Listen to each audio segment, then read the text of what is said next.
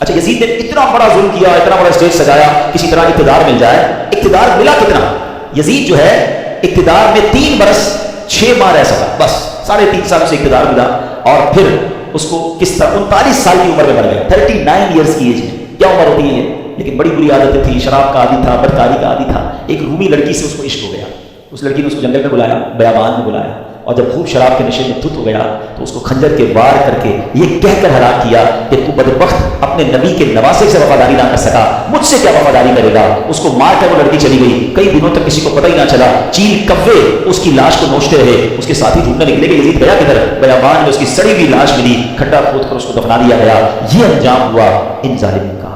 ایک یزید کے بعد سب سے بڑا جو یوں سمجھیے کوفہ کا جو گورنر تھا نا، وہ بڑا مجرم تھا. اس کا نام تھا ابن زیاد. ابن زیاد کی بھی آپ دیکھیں اللہ پاک کی کہتے نا اللہ اپنی قدرت کے نظارے کیسے دکھاتا ہے. 10 محرم ہی کا دن تھا، 6 برس بعد 10 محرم کے دن ابن زیاد انتہائی ذلت کے ساتھ مارا گیا اور اس کی لاش کو، اس کا سر کٹوا کر کوفہ میں مختار ثقفی کو بھجوایا گیا. یہ وہی محل تھا جہاں امام حسین کے سر انور کو لایا گیا تھا.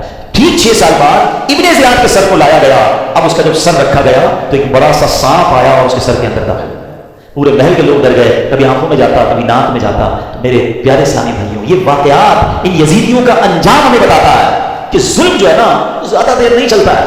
اگر دنیا میں آج بھی کوئی ظلم کر رہا ہے، کسی کا مال دبایا ہوا ہے، کسی کا حق دبایا ہوا ہے، کسی کی زمین پہ قبضہ کیا ہوا ہے، کسی کو ویسے ہی ڈرا رہا ہے، وہ یہ نہ سمجھے کہ یہ پائیدار ہے.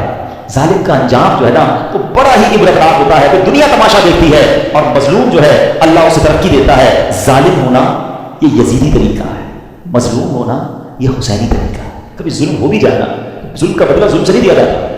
اس نے ہمارے بندے مارے اور اس کے بندے مارے. آج کل یہی ہوا ہے، دشمنیاں چلتی ہیں ہمارے یہاں نہیں تو کبھی قبائلی علاقوں میں چلے جائیں. ہمارا جب دورہ ہوتا ہے بلوچستان میں اور اندرون سندھ میں تو پتہ چلا وہ خاندانی اور قبائل کی لڑائی چل رہی ہے. انہوں نے ہمارے بندے مارے اور ان کے مارے گئے، اسی چکر میں زندگیاں گزر گئی. ختم کریں ان چیزوں کو. ظلم کرنے والا کبھی کامیاب نہیں ہوتا. اللہ مظلوم کے ساتھ ہوتا ہے، مظلوم کی دعا سنی جاتی ہے. تو ہمیں